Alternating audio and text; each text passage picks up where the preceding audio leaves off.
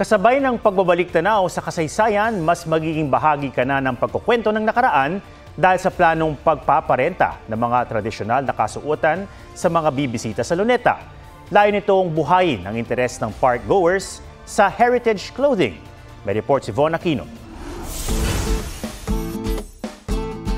Paano kung ang pamamasyal sa Luneta ng isang national cultural treasure na nagpapaalala ng kabayanihan ni Dr. Jose Rizal, pwede nang sabayan ng pictorial suot ang mga Filipiniana attire tulad nito? Mangyayari na raw yan sa Disyembre. Ayon sa National Parks Development Committee o NPDC, na nakipag-partner sa private organizations para sa Filipiniana rental services.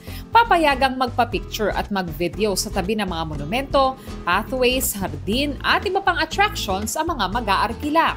It's not only that they will hear about our history, they will feel it by wearing our national dress.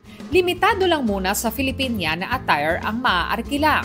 So we will start first with the Filipiniana from the Spanish era to the early 1900s, which is the early American. This is not a mere costume, especially for our tribal indigenous peoples.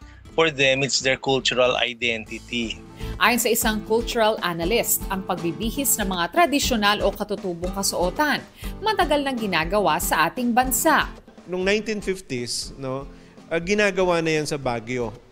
Sa Mines View Park, magsusuot ka ng kasuotan ng mga katutubong Igorot or kasama sila, magpapapicture. Ang pagpapasuot ng Philippine traditional attire sa mga turista o banyaga ay maituturing daw na unang hakbang sa pagkilala sa kultura ng mga Pilipino. Pero dapat daw binibigyan din ng kaalaman ang mga turista tungkol sa kasuotan.